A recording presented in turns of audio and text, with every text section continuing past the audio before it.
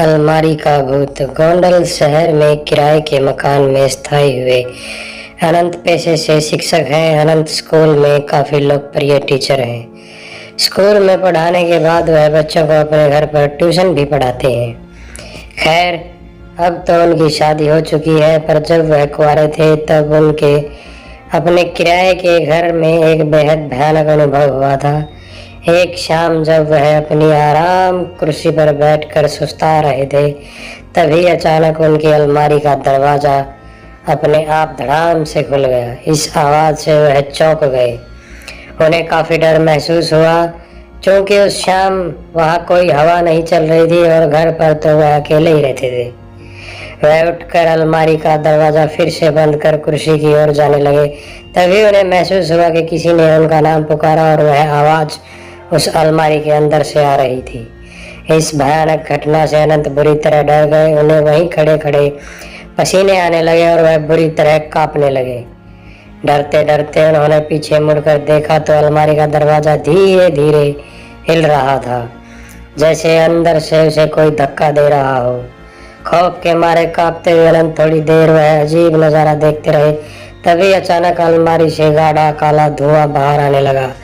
यह सब पारलौकिक घटनाएं देखकर अनंत की चीख निकल गई।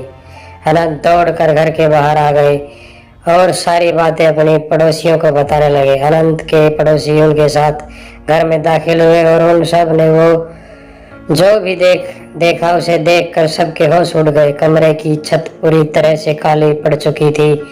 अलमारी के दोनों दरवाजे खुले हुए थे और सारा सामान नीचे जमीन पर बिखरा हुआ था। लोग कुछ समझ पाते इससे पहले ही वहां रखी अलमारी धड़ाम से जमीन पर आ गिरी। अनंत के साथ साथ अब सभी लोग इस भूतहा अनुभव से घबरा गए और बाहर की तरफ भागे। कुछ लोगों को भागते भागते एक चीख सुनाई दी, चले जाओ सब, पर किसी ने पीछे मुड़कर देखने की हिम्मत नहीं की। इस खौफनाक अनुभव के कारण अनंत बुरी तरह बीमार पड़ गए और कुछ दिन के लिए अपने गांव पर अपने माता पिता के पास लौट गए। जब वो गोंडल वापस लौटे तो कभी उस घर में वापस नहीं गए और किसी और मोहल्ले में रहने लगे। क्या थी इस खौफनाक घटना की वजह?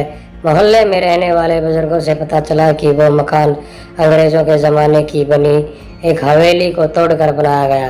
कहते हैं कि उस हवेली का मालिक बहुत क्रूर इंसान था और एक बार उसने अपने नौकर को जलाकर मार डाला था और उसकी अधजली लाश उस अलमारी में छिपा दी थी।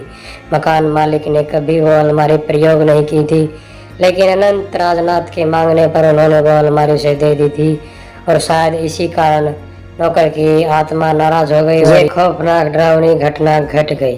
दोस्तों, चैनल को सब्सक्राइब करें, लाइक करें प्लीज ऐसी स्टोरी सुनने के लिए।